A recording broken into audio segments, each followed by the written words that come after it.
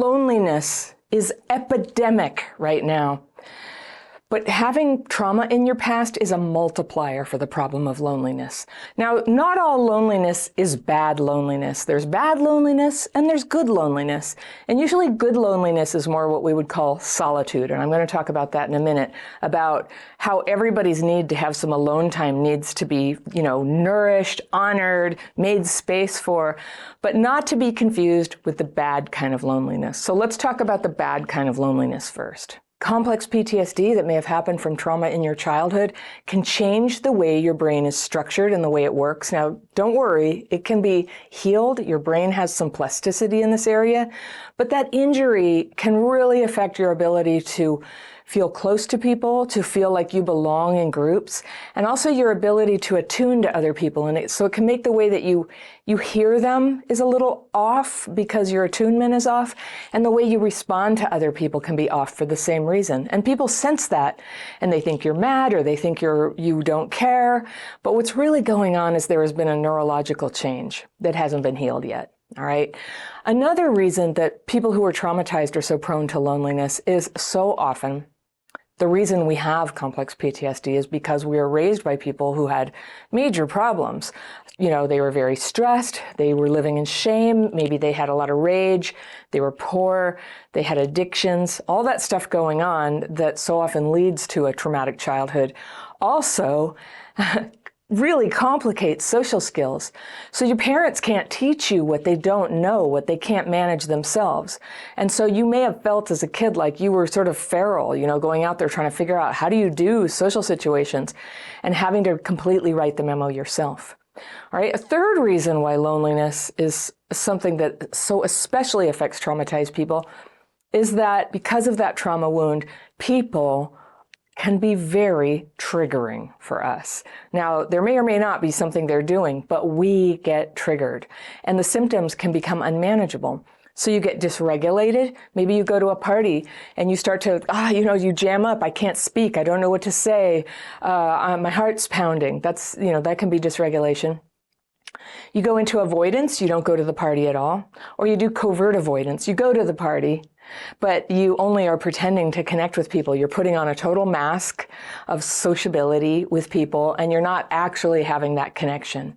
And some people go through their whole lives in covert avoidance, which is one of the harder ways to manifest complex PTSD, because when symptoms are subtle like that, even other people, they don't really know what it is. They, maybe a spouse just knows they don't really feel loved by you, but you're there, you're doing all the things, you got the roses on Valentine's Day, but it's not reaching another person's heart. That's covert avoidance.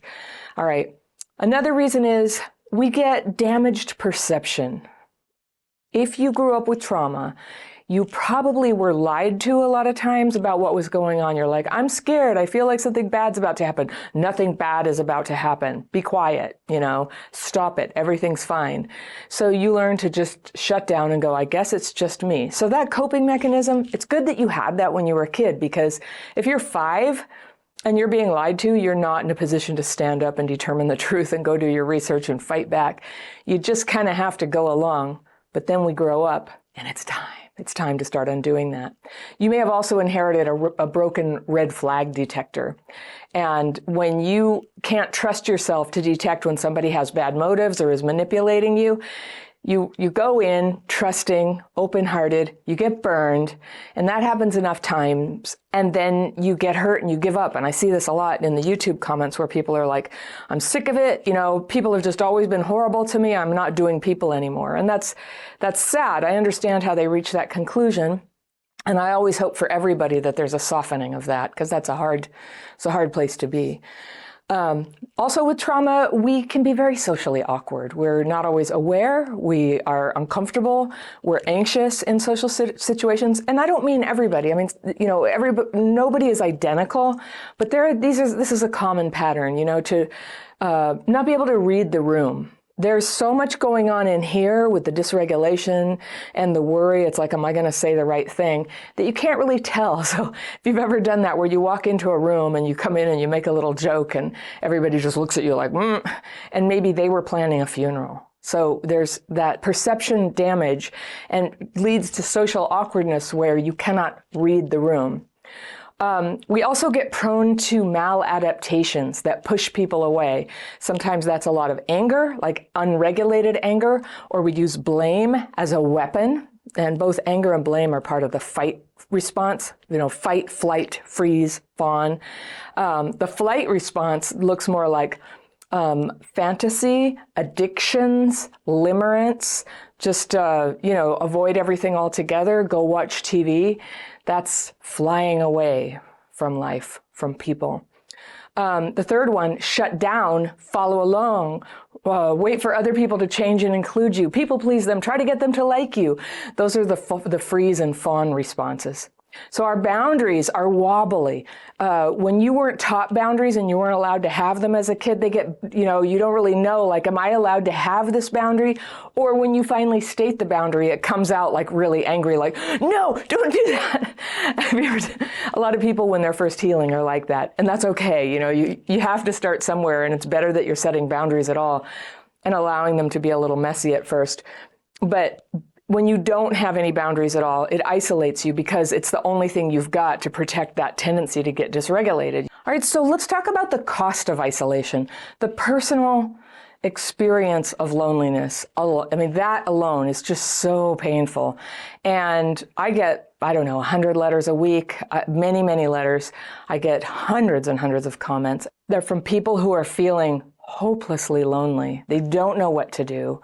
They've tried things, but their trauma wounds are just putting enough of a little kind of divot in their ability to figure this out, to solve the problem, that they can't. They haven't yet. They haven't yet. Now, this is what this channel is all about. It's about healing trauma wounds that cause this. There are some major manifestations of trauma, and one is that it was getting dysregulated and having your nervous system out of whack, which kind of, feeds everything else in trauma symptoms. But the second major area is disconnection from people, loneliness, choosing people who treat you badly, never getting loved or supported or never being safe with people. So that's disconnection. The third one is self-defeating behavior. And sometimes being lonely it begins with dysregulation, but it turns into a self-defeating behavior. So that's why it's so important. Like, being connected with people is so intrinsic to life, to healing. And not only do you need to heal in order to have connections, but you have to begin connecting with people in order to heal. Because I'm telling you, the trauma wound is relational. It happened through the way that you were connected or not connected with the first people in your life who were supposed to love you and deeply connect with you. And then it spreads out to your other relationships in the course of your life. So you can't go back to your childhood, can you? You can't go back. You probably can't change your parents. It's extremely unlikely, if they're alive even, that they're going to change on that. So the place where you start to heal is in your own capacity to re-regulate, reconnect, and change those self-defeating behaviors. And it's so important that you do that because it's not just like your mental health and your happiness. There's a physical health cost to loneliness. When your immune system is compromised, there's a far higher rate of chronic disease. There's a far higher rate of autoimmune disorders. And then, of course, the mental health things like depression, anxiety. Everything depends on you learning to re-regulate and then work your way slowly, gently back into reconnection. So if you've been isolated and lonely for a long time, you may have developed rationalizations that keep you there. Rationalizations are protecting you from feeling, stressed that you have to do something about it or ashamed that you haven't done something about it. But rationalizations don't serve you anymore. They're, anything that helps you survive what you went through, we bless it, we accept it, but then it's time to start packing it up. And so the rationalizations are in your way now. People often have rationalizations for the bad kind of loneliness, the bad kind that isolates you, that keeps you from contributing, that puts you in grave jeopardy of having a lack of support when you most need it, when you're hurt, when you're older, everything that happens in life. You deserve to be loved and supported. You may not have as much as you want right now, but you deserve it and you can grow that. So these days, people believe it's not possible to connect, and they I see this in the comments. People have these complaints like, nobody's any good anymore. All they ever do is small talk, or everybody's a narcissist, or, the world is so sexist. How could a woman ever have a job or a friend? And, I'm just here to kind of disrupt your thinking on that. Like, whatever the world may be, with all the crap in it, there's also a lot of good in it, in all kinds of people. And if you believe that it's just like global, if it's black and white, it's all men, everybody's a narcissist, nobody wants a deep conversation, all Americans, I hear that one a lot. You're actually doing bad isolation. You're in a state where you're not seeing straight. There's a whole mix of people everywhere you go. So another rationalization is, I just need to be alone for a while and then I'll start reconnecting with other people. So that can be true for a period of time, but it very easily kind of over time turns into just like the prison that you're in.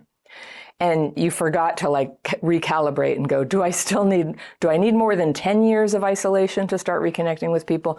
You get rusty. And I think a lot of people during the pandemic experienced that. I remember when the lockdowns were ending and we were able to start hanging out with people more freely and not just like our bubble or, oh gosh, I'm so glad that's over. Every time I think about 2020, I just like, it's PTSD, very traumatic. And there's so many bad things going on and I'm still not over it really.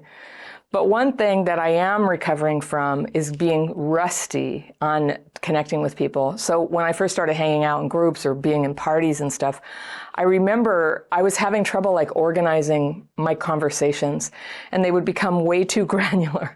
Like people go, hey, how's it going? I go, oh yeah, good. It's really good to see you. What have you been up to? Oh, blah, blah, blah. Yeah, the pandemic really bad, right?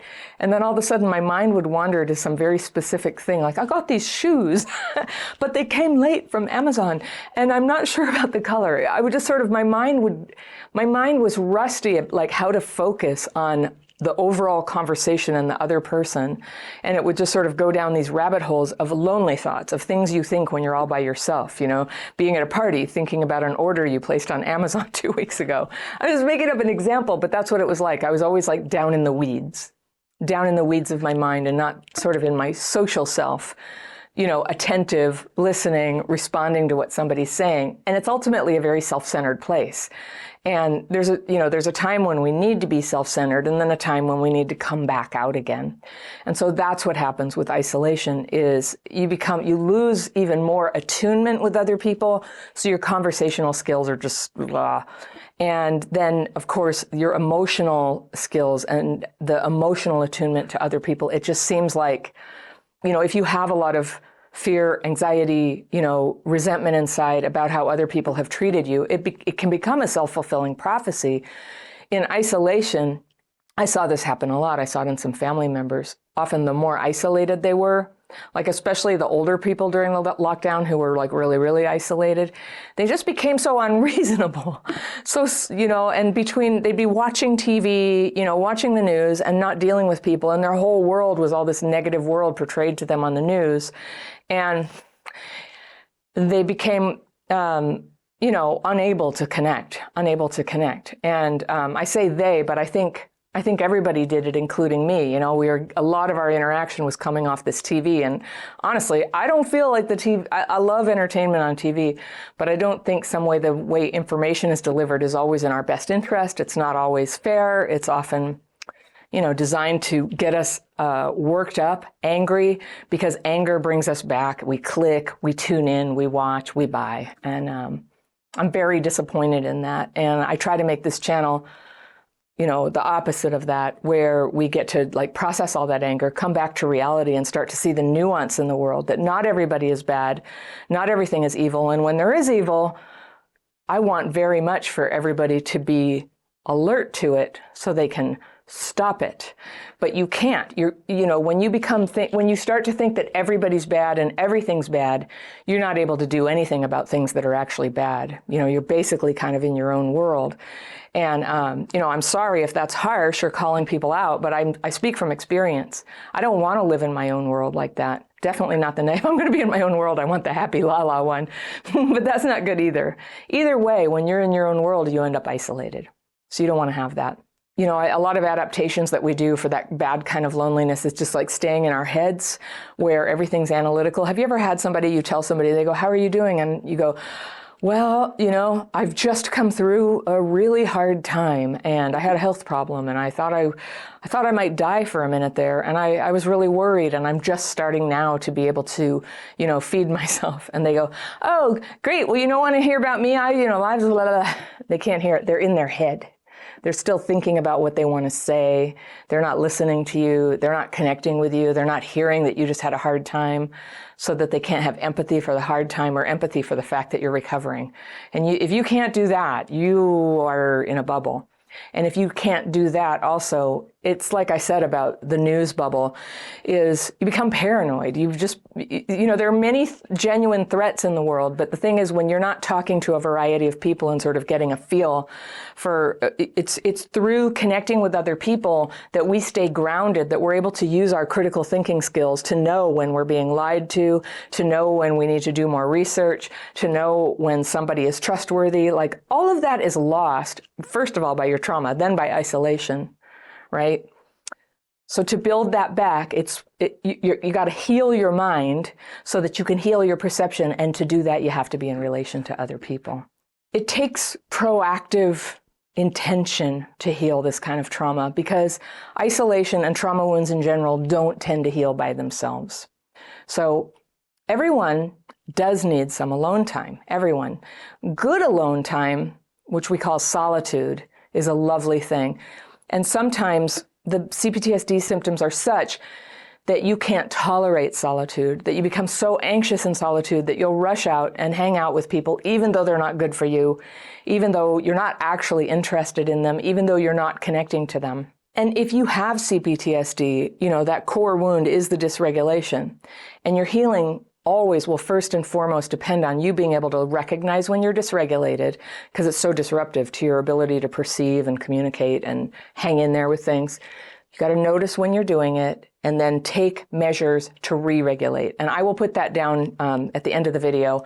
I'll give you a link where you can download signs of dysregulation and emergency measures to re-regulate. This is a really helpful thing to know. You can like tuck it in your purse or your car and keep it with you everywhere so that when you get dysregulated, you can just pull over and come back and get all your senses online. It's so common with CPTSD, and you probably never got told about this before, but you're going to be amazed how powerful it is for you to be able to know that you're dysregulated.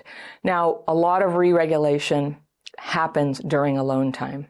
Being able to stay regulated with people begins with being able to re-regulate all by yourself. That's the trick.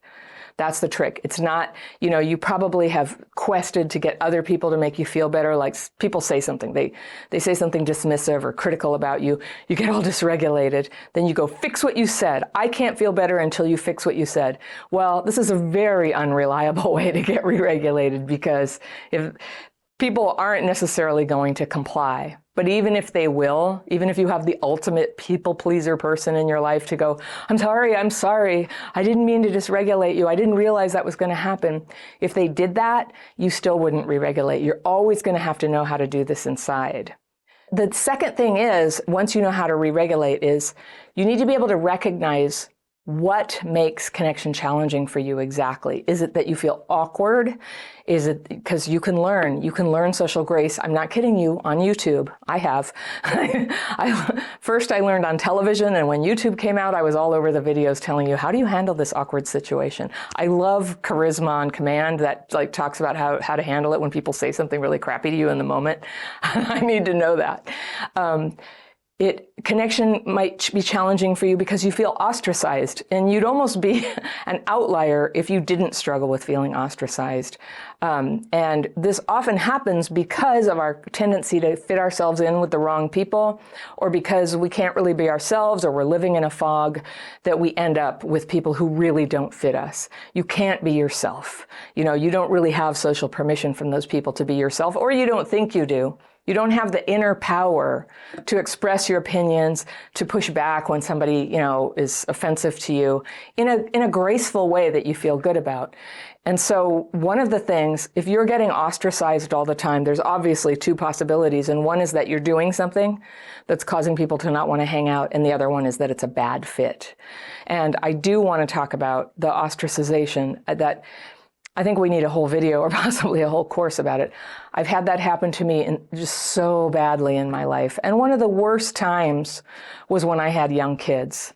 I gotta tell you, I lived in a neighborhood at the time my kids were small, and I got divorced when they were quite young, which wasn't my choice. I do think it was for the best, but it's not like I ran away or anything. But the kid's dad left, and I had these kids, and I lived in a neighborhood that had a whole bunch of kids the same age. And when the kids were when they were first born, I mean, they were all born like in the same year. And so a lot of times the moms and sometimes all the parents would hang out and have a mom's group. And I honestly, I know now, they were all they loved to drink wine in the middle of the day. I didn't. I was really, really focused on my 12-step recovery. I was really focused on my spiritual life. And I didn't really have that much in common except we had kids. And I think for them, I don't know, it may have had something to do with the fact that I didn't drink and they knew that I didn't drink. I do generally drink in my life, but I didn't drink during the many years when my kids were small or when I was pregnant. And that's just smart, right? And originally that started because I needed to quit smoking. And I'm just going to say a little aside about that. If you have CPTSD, it can be incredibly helpful to stop using intoxicating substances for as long as you need to get your bearings again. And there may come a day, if you don't have alcoholism or addiction, there may come a day when you can safely, participate with other people when they have a glass of wine. But as one friend said to me, you have no business doing that. When I couldn't self-regulate, alcohol was not my friend. It just made everything worse. So maybe I made too much of a fine point about no thanks, I don't drink, but I didn't mean to be on a high horse. I understood at the time it was because I had a difficulty with it. Things went along. This is a little story about the past, about one time, and this happened in high school, this kind of thing for a lot of us. But there I was in my 30s, and Halloween time came. The kids were all 2 or 3 or something, and there used to be this thing where we'd all take the kids out as a cohort down the street and go trick-or-treating. And then one year, they never invited me, and I saw them on the street. They didn't come to my door, but the 4 other families and their kids were there without us, and my kids were in their costumes waiting to join the group. And I couldn't let them do it. We weren't invited. It was so weird. And so I contacted the parent who I trusted the most afterwards, and I said, what happened? Why are we not invited? What's going on? Oh, so-and-so, this one woman doesn't want you there. She doesn't want you there. And I said, why? What's going on? Well, you should talk to her. So I talked to her and I said, what's going on? This was very upsetting. My kids had nobody to trick or treat with. They waited. And, I'm sure you can feel this. It was just so awful. And she said, you can't be trusted with kids. And I was like, what do you mean? And it turned out she had this resentment for, I don't know how long it had been then, months. It was based on something that wasn't true. And the only way I could straighten it out is by throwing her husband under the bus, actually. So, all right, will you bear with me while I go back? We used to carpool to the little preschool. We'd take turns driving each other's kids. But when I had a second kid, my whole back seat was taken up with 2 car seats, and I could not fit a third one in, and you're not supposed to put a seat in the front. So I said, I'm sorry, I can't drive your kid to the preschool anymore, because when I drive there, I have to have both my kids in the back seat. I can't fit another kid. And so a couple of times, the dad said, this is just an emergency, my car is broken. Could I put my kid in the front seat of your car? Now, the kids at this point were 3.5 or 4, and they're old enough where you don't have to face them backwards. You can't, but you put the seat as far back as it goes, and you can do it. It's legal, and it's just not a great idea, but it's legal. And I said, okay, yeah, all right, we'll do that. I'll get your kid to school. So he put his kids in. We did that 2 or 3 times. Well, apparently the mom found out. The dad said that I had just done it with no permission. And then this whole reputation for me as somebody who couldn't be trusted with kids went around. Now, to be fair, I had personal problems that you could have criticized in my life, but the fact that I gave that kid a ride upon request reluctantly was not one of them. But it went down in history, and there was gossip about me. The whole neighborhood, it was this long cul-de-sac. And next thing you know, this rumor mill was spreading, and they said, oh, she can't take care of pets either. And they said she's had 4 cats, and she killed them all. And it's like, I didn't have 4 cats. I had 1 cat. And when it was 15, it died of feline leukemia. It was very sad. And then I got a kitten, and I still have that cat, who's 12. And all of this, it was just like this crazy ostracization rumor mill. And it got ratcheted up and up and up. And to this day, I can't tell you what really happened. At the time, these rumors would circulate, and eventually they'd get back to me. They would say, you know, just all kinds of things that were made up about me. It was like the mean girls in high school, but everybody in their 30s and even 40s. And I just closed up shop, and I left that neighborhood, and I never went back. It's a horrible memory. I lived there 14 years. And the ostracization was wicked and cruel. And here's why I think it happened on the meta level, you know, is I was really isolated up there. I was not with my people. I had just gotten divorced because my marriage was so difficult. I was ashamed of what was going on. I didn't have genuine connections with people, and I was starved for actual support from people who cared and understood. And they were not my neighbors. They were not them. Those were the years when some of you have heard, I had like 14 major surgeries. I didn't have help. You know, one neighbor, one time brought a meal over, and I'm very grateful for that. But it was 4 years. It was like in my face all the time, the ostracization. And so this is what I want to say. Is everything bad, everything misattuned, everything that was a mistake in my life, I can't think of an exception. I did because I was lonely. And this is my pitch to you. Why it's so important to start coming out of that isolation and work on it, even if you think people are terrible and it's not worth it. When you can begin to put your connection to other people back together, you will start to have a new experience. There really are okay people out there, and you're going to have to find them, and you're also going to have to work on yourself a lot because you're rusty. You get rusty.